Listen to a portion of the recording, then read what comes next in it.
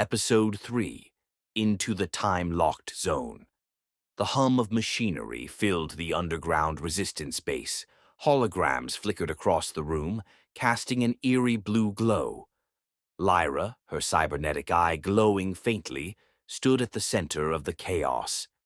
"The rift is spreading faster than we calculated," she said, pointing to a pulsing red zone on the holographic map.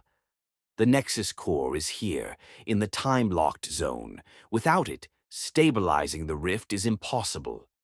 Dr. Kain leaned in, his brow furrowed. "That zone's a death trap. Temporal distortions, unstable physics, even time loops. Do you have any idea what you're asking?" Lyra met his gaze firmly. "I'm asking you to save what's left of our world. Suit up." "We leave now." The city loomed ahead, its edges warped and frozen in time. Kain and Lyra moved cautiously, stepping into a surreal world where cars hovered mid-air, skyscrapers flickered between ruin and restoration, and shards of light bent unnaturally around them. "This place shouldn't exist," Kain murmured, gripping his device tightly. Lyra didn't answer. Her focus was on the glowing anomaly ahead, a tear in reality itself. Suddenly, a ripple of energy swept through the zone, distorting everything around them. "Stay sharp," Lyra warned, her plasma weapon ready.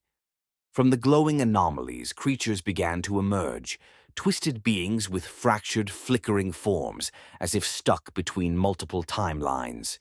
Their movements were erratic and terrifying. "How do we fight that?" Kain yelled, activating a pulse from his device that briefly repelled the creatures. "We don't," Lyra replied. "We outrun them. Move." Deeper into the zone, the distortions grew worse. Kain and Lyra reached a crumbling tower, partially frozen in time. At its center, a faint glow pulsed. The Nexus core. Lyra's cybernetic enhancements detected motion ahead. "We're close," she said, her voice strained. "But we're not alone." Before Kain could respond, a massive surge of energy erupted. The creatures were back, their forms more defined and aggressive. Lyra fired her plasma weapon, while Kain worked frantically to recalibrate his device. "We're running out of time," Kain shouted. Lyra nodded, determination blazing in her eyes. Together they pushed forward, the Nexus core glowing brighter as they neared it.